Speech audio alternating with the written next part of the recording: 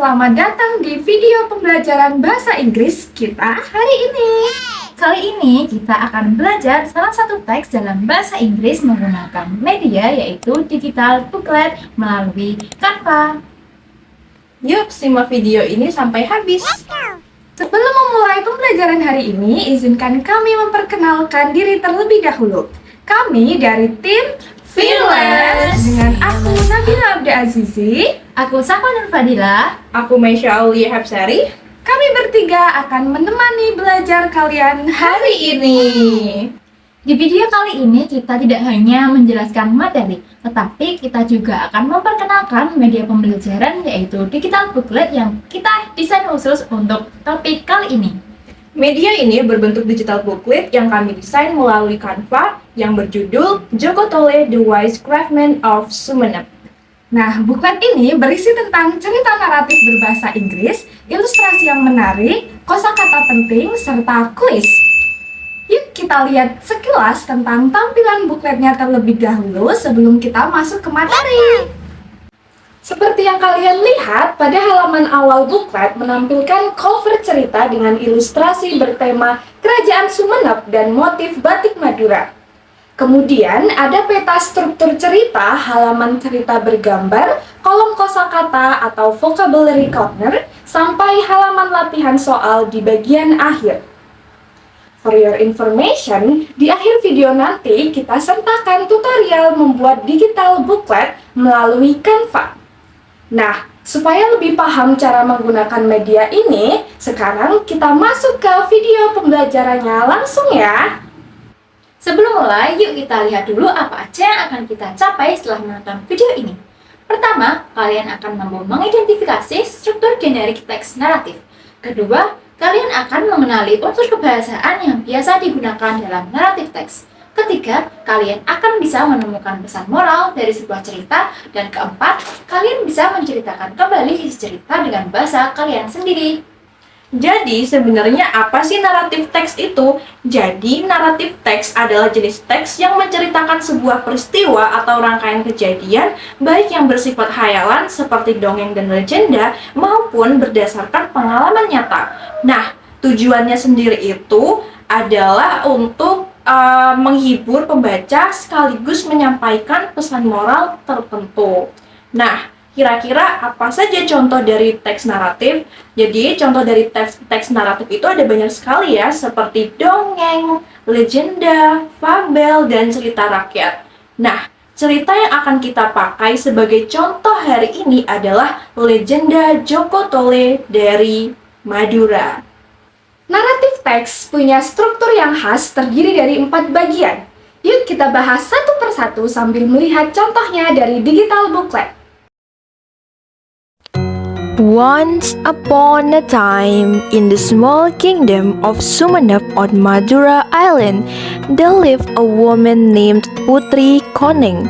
Although she was a princess, she had left the palace to live simply in a quiet village near the sea.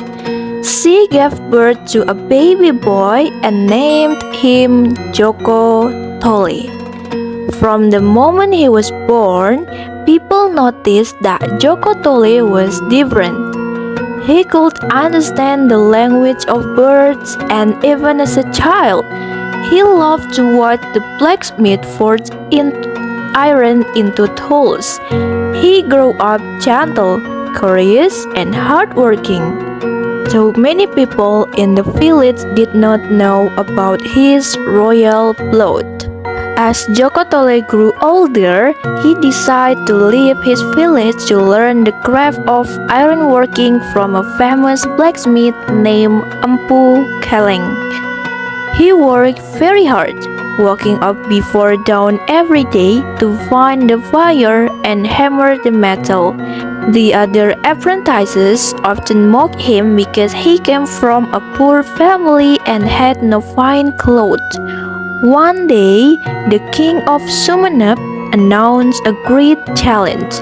He needed someone to forge a magnificent iron, carry it and repair the sacred gate of the palace. But no blacksmith in the kingdom was skilled enough to do it. Many craftsmen tried and failed.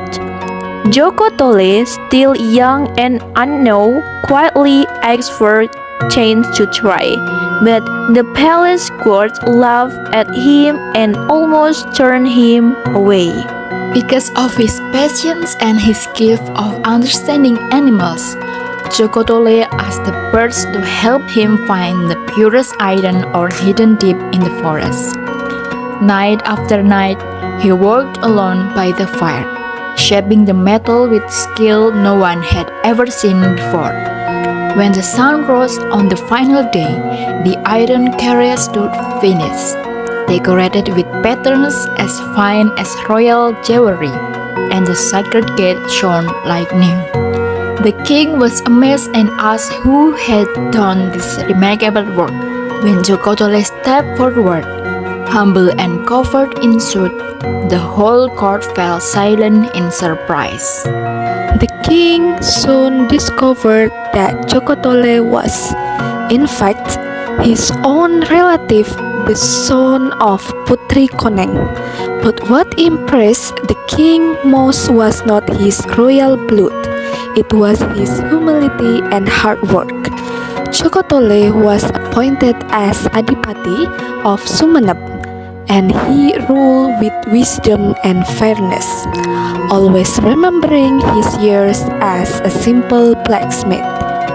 Until today, people in Madura tell his story to remind their children that true nobility comes not from birth, but from patience, honesty, and hard work.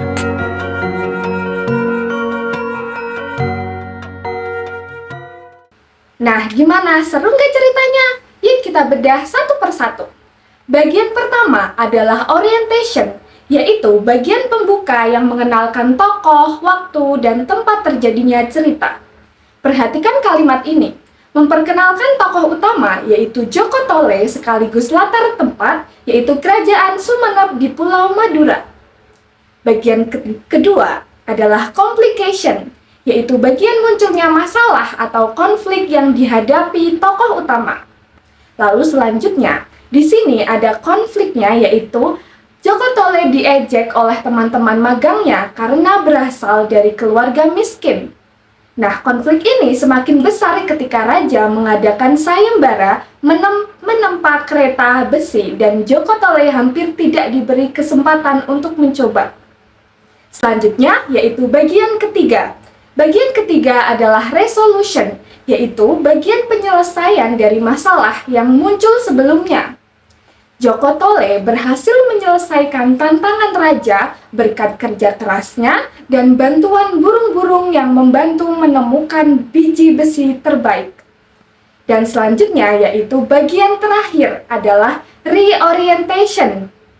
Reorientation adalah penutup cerita yang biasanya berisi kesimpulan atau pesan moral. Pesannya jelas, ya kemuliaan sejati datang dari kesabaran, kejujuran, dan kerja keras, bukan dari garis keturunan. Selain strukturnya, naratif teks juga punya ciri kebahasaan tersendiri. Ada 3 yang perlu kalian ingat. Pertama, simple past tense, karena cerita menceritakan kejadian yang sudah terjadi di masa lalu. Contohnya kata live, gave, dan ask. Kedua, action verbs atau kata kerja tindakan. Misalnya forge, hammer, dan mold. Ketiga, time conjunction atau kata penghubung waktu. Misalnya one day dan night after night yang membantu menunjukkan urutan kejadian dalam cerita. Nah, sebelum lanjut ke latihan, yuk kita kenalan dulu dengan beberapa vocabulary penting dari cerita ini. Yang pertama itu ada blacksmith, artinya tukang besi atau pandai besi. Yang kedua itu ada forge, artinya menempa logam. Yang ketiga itu ada apprentice, artinya murid magang. Yang keempat itu ada humble, yang artinya apa? Yeps, betul, rendah hati. Kemudian ada suit, yang artinya jelaga atau abu hitam. Dan yang terakhir itu ada sacred, yang artinya suci atau keramat. Nah, kosakata ini akan sering banget muncul kalau kalian membaca cerita bergenre legenda. Sekarang, yuk kita coba latihan singkat untuk menguji pemahaman kalian. Kita bahas dari nomor 1 sampai nomor 3 ya. Pertanyaan pertama, where did Joko Tole grow up? Aku kasih waktu 10 detik untuk kalian jawab ya. Jawabannya adalah B, in a quiet village near the sea. Pertanyaan kedua, who was Joko Tole's mother? Jawabannya C, Putri Koneng. Pertanyaan ketiga, what special ability did Joko Tole have? Jawabannya C, he could understand the language of bird. Kalau kalian mau latihan lebih lanjut, bisa scan QR yang ada di Digital Book, yang linknya kita sertakan di deskripsi video ini. Yuk kita rangkum apa yang sudah kita pelajari hari ini. Narrative text adalah teks yang menceritakan sebuah peristiwa untuk menghibur sekaligus menyampaikan pesan moral. Strukturnya terdiri dari orientation, complication, resolution, dan reorientation. Unsur kebahasaannya meliputi simple past tense, action verbs, dan time conjunction. Dari cerita Joko Tole, kita belajar bahwa kemuliaan sejati datang dari kerja keras, kejujuran, dan kerendahan hati. Nah, itu dia pembelajaran kita hari ini tentang naratif teks dengan contoh cerita Joko Tole dari Madura. Jangan lupa untuk terus berlatih membaca cerita-cerita lain supaya makin mahir mengenali strukturnya ya. Sampai jumpa di video pembelajaran berikutnya. Dari semuanya, wassalamualaikum warahmatullahi wabarakatuh. Tutorial membuat digital booklet. Buka Gemini AI. Masukkan prompt membuat teks. Masukkan prompt membuat sampul booklet. Coba teks tersebut dan masukkan prompt. Ulangi sampai akhir dan unggah gambar. Buka Canva. Buat desain baru, unggah file. Masukkan semua gambar berurutan. Cari Canva aplikasi Haizen Flipbooks. Ekspor lalu tunggu. Digital booklet sudah jadi.